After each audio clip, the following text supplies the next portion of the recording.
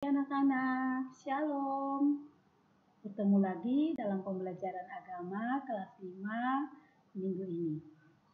Hari ini kita akan belajar tentang Yosua, bagaimana Allah menyertai Yosua dan bangsa Israel menyeberangi sungai Yordan.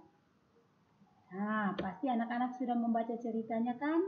Ceritanya terdapat di dalam Yosua pasal 3 ayat 1 hingga ayatnya yang ke-17 dan Yosua pasal 4 ayat 1 hingga ayatnya yang ke-24. Nah, Yosua dan bangsa Israel menyeberangi sungai Yordan. Yosua ketika dipercayakan Tuhan, satu perintah utama yang harus dia lakukan ialah membawa bangsa Israel menyeberangi sungai Yordan. Anak-anak sudah membaca ceritanya bahwa setelah bangsa Israel itu bermalam 3 hari 3 malam di tepi sungai Yordan, maka Yosua memerintahkan mereka untuk menyeberangi sungai Yordan dengan cara apa? Ketika mereka melihat bahwa tabut Allah diangkat oleh para imam dari suku Lewi dan berjalan di depan mereka, maka bangsa Israel harus mengikuti dari belakang dengan menjaga jarak dari tabut perjanjian. Jadi tabut perjanjian Allah berada di depan dan bangsa Israel itu berjalan di belakang tabut perjanjian, ya. Nah, setelah itu juga sebelum Yosua meminta mereka untuk berjalan, Yosua memperingatkan kepada bangsa Israel bahwa supaya mereka bisa melihat mujizat yang Tuhan buat bagi mereka, maka mereka wajib untuk menguduskan diri mereka sehingga mereka bisa melihat perbuatan Tuhan yang ajaib pada besok hari.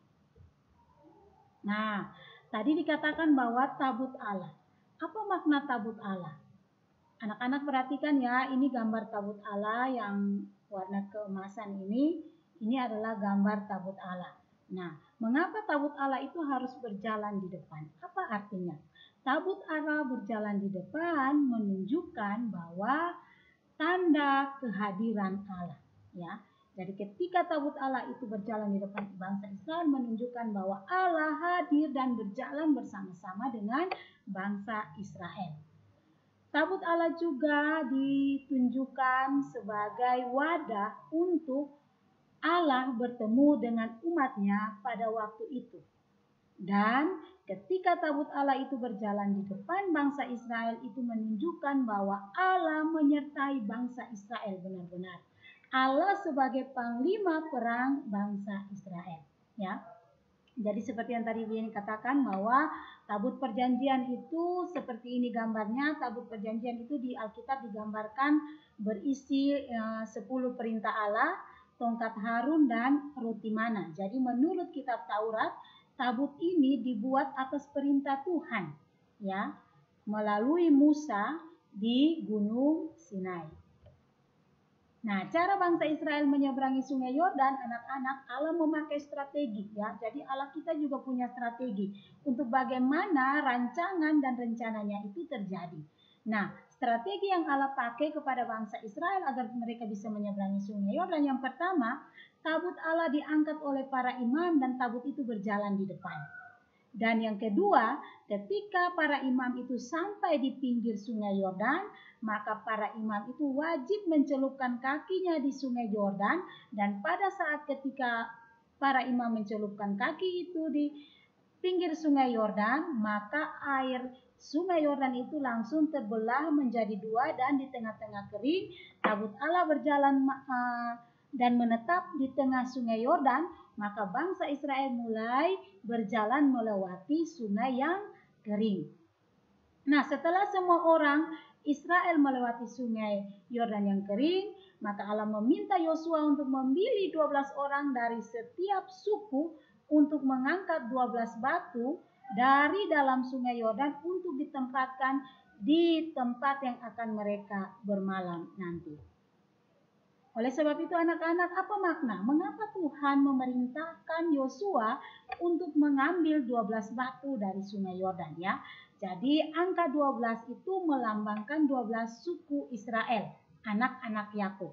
Tetapi makna kenapa harus ambil batu itu, ya, batu itu disimpan untuk dijadikan tugu peringatan, sehingga suatu ketika bangsa Israel bisa bercerita kepada keturunan-keturunan mereka yang tidak menyaksikan hal ini, bahwa Allah pernah menyertai mereka menyeberangi sungai Yordan.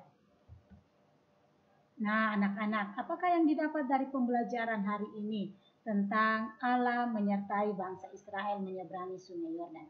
Yang kita dapatkan hari ini, yang Ibu Yeni mau bilang bahwa Tuhan sendirilah yang menjadi pemimpin bangsa Israel menuju tanah perjanjian, yaitu tanah Kanaan.